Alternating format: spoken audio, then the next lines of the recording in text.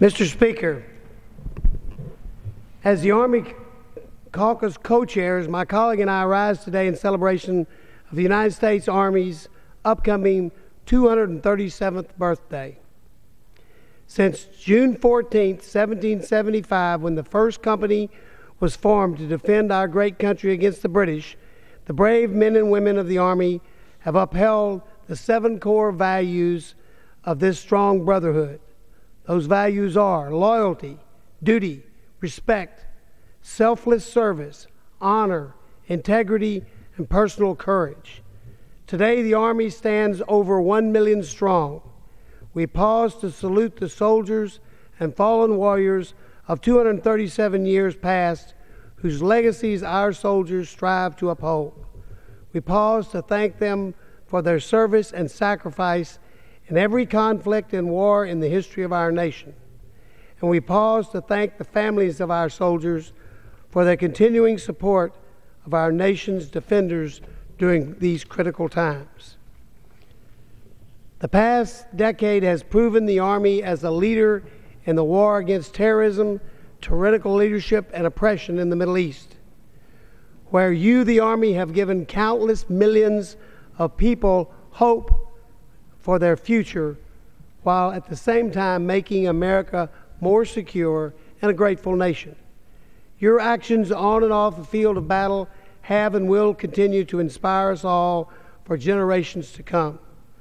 From Iraq and Afghanistan across Europe and the Pacific Rim, the men and women of the United States Army represent the best of America's ideals and the finest of her dreams.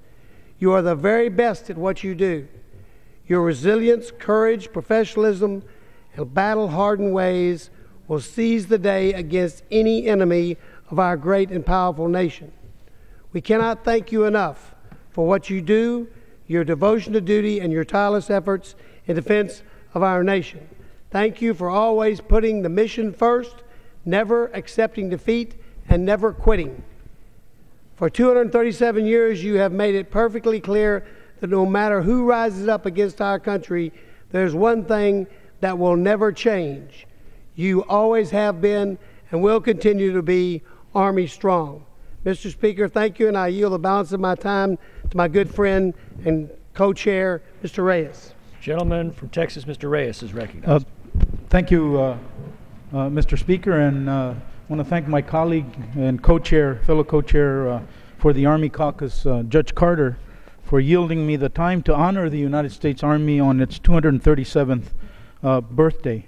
The Army, as my colleague has said, dates back to 1775. It has always stood tall, both in peacetime and in times of war, in times of conflict or police actions, which means that our men and women, our proud men and women in the Army, have stood in harm's way to benefit freedom, not just for our country, but throughout the world. Our Army has been at war now for over 10 years. Today, it is battle-tested, and it's proven itself once again. Our Army is over 1 million strong, composed of some of America's most dedicated and outstanding individuals. So today, I'm proud to stand with my co-chair to take a moment to recognize the men and women who selflessly serve our Army for the past 237 years, especially those who made the ultimate sacrifice defending our freedom and our American way of life. We pause to thank our soldiers and their families for their service and their commitment, which remains steadfast and strong. From the Revolutionary War to the current conflict in Afghanistan, our Army has triumphed over those who seek to harm our country. For 237 years, the Army has always been relevant and remains a critical force for world freedom today. With the transformation of the Army to a leaner, lighter, and more lethal force, the United States Army will continue to be vital to our national security and to the national security of countries around the globe. As we plan for the future, let us reflect on the great legacy that the United States Army has given this great nation through the men and women who were and are proud to be Army Americans.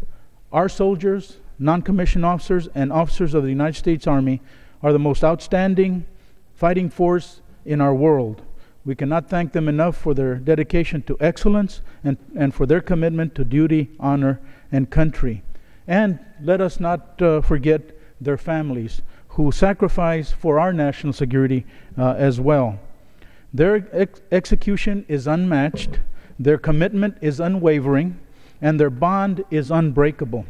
I am proud to be part of that Army lineage, and this morning as I wear this Army Strong tribute, I salute our brave men and women who have made our Army great, but who have kept our country safe and secure, and represent the global effort to maintain freedom around the world.